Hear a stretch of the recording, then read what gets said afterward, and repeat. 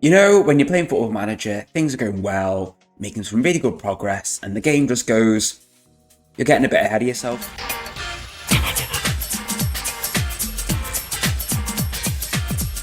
Well, safe to say that felt very much the case for us, as our award for getting out of the Champions League phase was to play Manchester City in the playoff round. Now, in the first leg at home, we lost 1-0. We basically limited City to, I would say, few clear-cut chances. Their goal came from a Lamine Yamal free kick, and we actually had a goal disallowed in the 85th minute for a very tight offside. So we are obviously still in with a sniff, but it's going to be incredibly difficult. Interesting little nugget is to see how much of an absolute superstar Marko Markovic has become after he moved on from us to go to Man City. We pulled off an absolute miracle against Atletico Madrid after I saw you last time, getting absolutely battered, but somehow managing to scrape a 1-1 draw. Thanks to Aaron Jensen coming off the bench and pulling off an absolute Wayne Rooney blockbuster, 16-year-old youth intake player coming off and smashing one straight into the corner.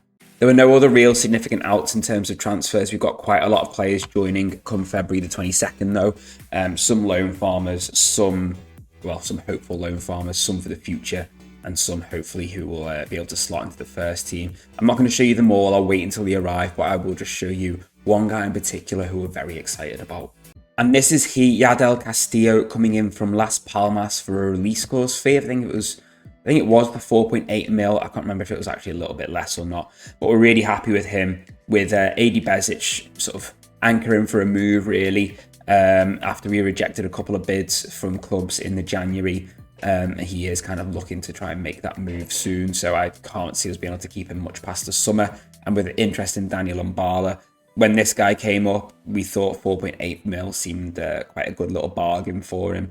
Really good looking playmaker, I think, and certainly hopefully develop into a really good player for us in that, probably more in that central midfield strata rather than the number 10. In terms of the 11 today, a few injuries and players not quite being fully match sharp means a few rotations. In fact, we're going to go for Mats Lerva there, and a slight adjustment just to the way some of the roles work. Barrios has been playing a little bit. Sanabria is not quite ready to go. Suarez is injured. Besic is fatigued a little bit. But to be fair, some of these players aren't all that happy. So just because of like rejecting moves, Stefan Rakic being one, but he is going to play.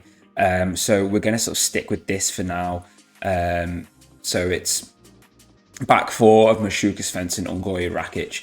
Pereira in at the anchor, but Abinho, Schmidt in the midfield too, with Lerva just ahead, feeding Nygaard and Rodriguez Vasquez will hopefully be looking to break the line a little bit.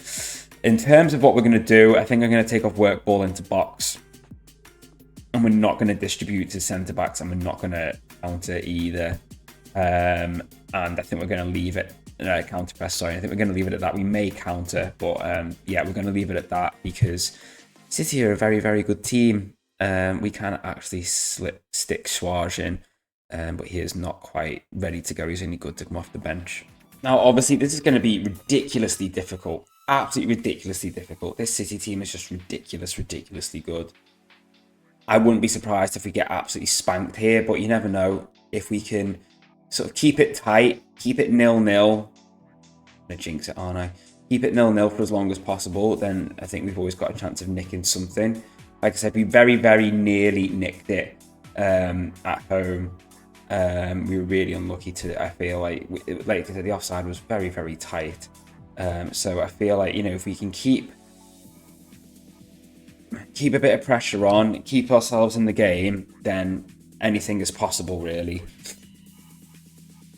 Obviously, we're going to have to keep it quite tight, but equally not to the point where we're just inviting City onto us. We've got to sort of keep them honest, really. That wasn't a great cross, but we've just got to keep asking the question, really. Nice. That's, you know what, I don't mind creating these little early chances, even if they are sort of half chances, because eventually, who knows, one of them might hit the target, might take a deflection, go in. Good save from Shiapara. HK got through, Braither didn't. HK are playing Celje? I think they are Slovenian maybe, or something. in the Conference League, and they won the first leg away from home 1-0. So they will be playing the second leg on the day after this game. So with a bit of luck, they will get through to the sort of next round of the Conference League and keep getting us some points, which would be lovely. Nice tackle. Mashuka wins it. Here's Breyer. Beats it through. Nygaard hits the post. He was not flagged for offside. So that is interesting to see. Because I thought he might have been offside with that, because he seemed to be very, very clear. And this is what we've got to keep doing. We've just got to keep putting little balls into the box, keep the defenders busy, and they're going to score now. Yeah. Own goal apparently from Ungoy. Honestly, literally just countered us, and then Peters just runs, and then does he go to cross it? I think he actually goes to cross it and it just smashes off Ungoy, and there's not a huge amount he could really do about that, annoyingly. He needed help from his other defenders, really, to stop the ball coming in the first place. And that is really, that's really going to calm City down. And this guy is just causing all sorts of trouble here. But he's so quick that I don't even know if closing him down is going to do anything.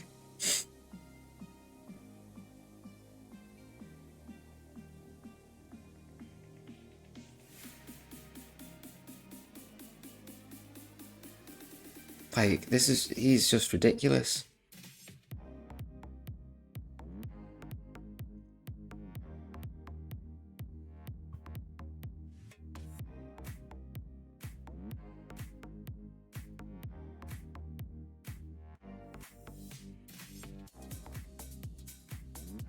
Will someone just put him in hospital? Just absolutely just smash him.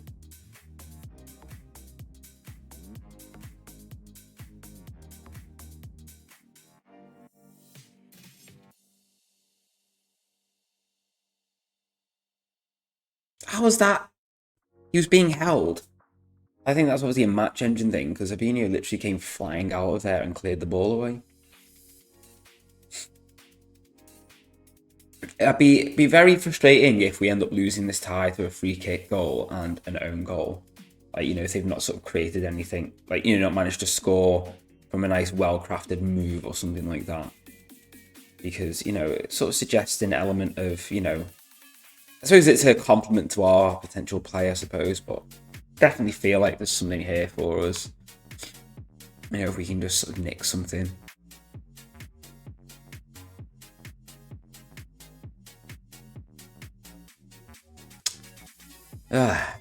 Few players underperforming, unfortunately. Mainly Nygaard and Fabinho and Schmidt. Obviously, we've got options on the bench, so we may look to utilise some of these in a minute.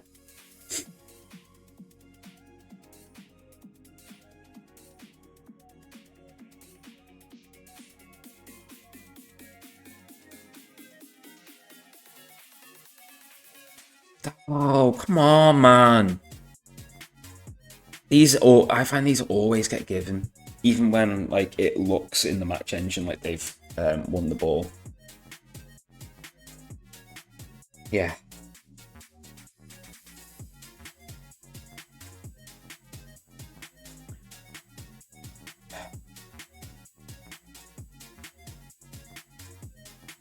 Well. Justice, I would say.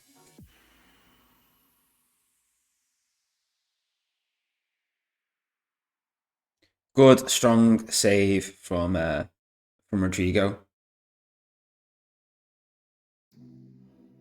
Right, subs time, because some of these players are just having an absolute shocker. So, who's going to come off? I think we're going to have to take off Sylvester because he's playing terribly. Schmidt's not playing well, so Fabinho and Bala can come on. Might throw Ritter in for Lerver. He's not necessarily like a true playmaker in the sense of the word, but he's more of a winger. But we'll try that, and then we've got Jensen and Besic we can bring on if we need to as well.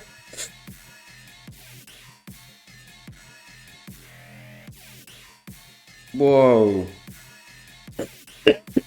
Too close. Keeper was just like completely rooted to the spot on that one.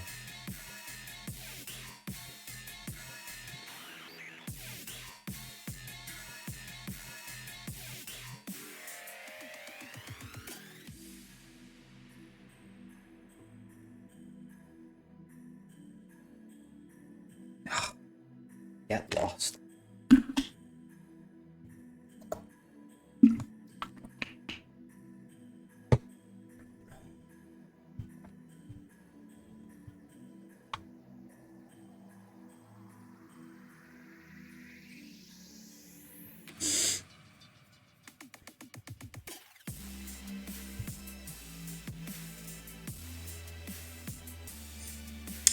Ah, so annoying.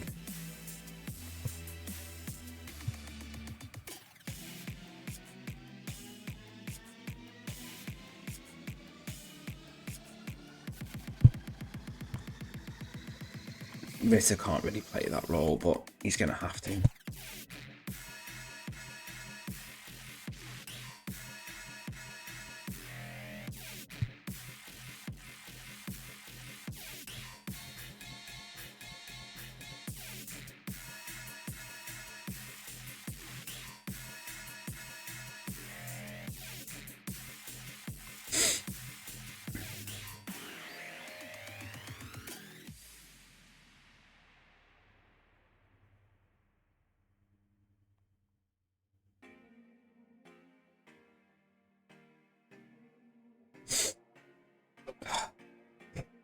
I mean, I don't know what I expected really, but it's frustrating nonetheless.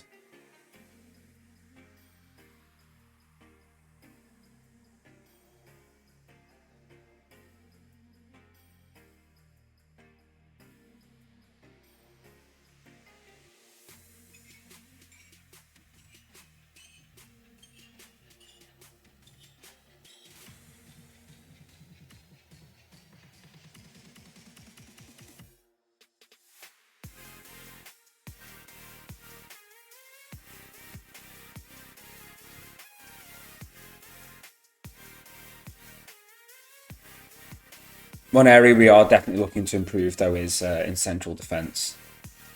What the frick is going on? Was that deflected or something?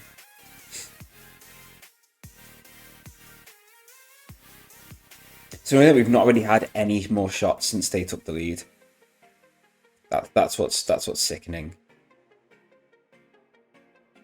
They just like let us have a couple of chances, a couple of sniffs, and then have just gone. All right, yeah, that's you done now.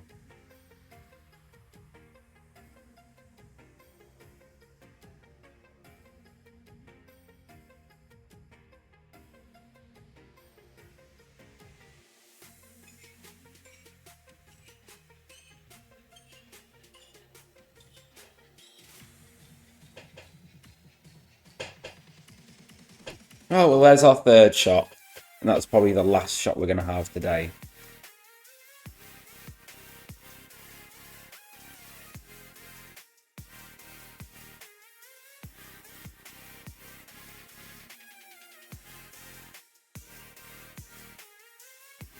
Yeah, sickener. I mean, we did get an absolute chunk of money, and to be fair, I don't really know what we expected. I don't think we can be too disappointed, I suppose, really. I need to sort of be a bit more realistic, you know. We are way off a level of being able to really sort of compete earnestly with a team like Man City. But you know what? To concede to a free kick, an own goal, and a set piece, you know, I think there's not a huge amount of shame in that. I am considering creating a tactic based on how I think I potentially will want us to play in like a couple of years and just gradually recruit for that. Just maybe sort of try and create like a nice sort of positional possession based style and see how we go. So that might be something that we look to do, and I'll touch on in the next few episodes as we do it, just sort of like a little aside, just sort of like this, I guess, vision pathway, I suppose we can call it, and see how we get on. This is Aaron Jørgensen, just for those who are interested. When it shows up. He's 16. Looks a really good technical player. He's got a lot of work to do on his physicals, but as you can see, he's already developing quite nicely. He's only 3.5 star rated. I reckon we might be able to get him maybe a little bit higher. So I hope we can develop him right. He might be a useful player for us, but played in that, I'm sure he'll be very, very useful in the loan farm, but he'll count as homegrown. So once he turns 17, we will probably look to get him a loan move. And then we also have, where is he? Victor Ormerson. Where's he gone? He was someone we have had out on loan, and he developed really, really well out on loan. I can't remember if I've shown you him or not. It's not going to show me him now. Is he going to be in the dev center? Valdemar Ormerson, sorry. Yeah, he was physically quite poor. I think he had like strength of 1 or something, and it's gone up to 7. I might actually be able to show you that, I think, where...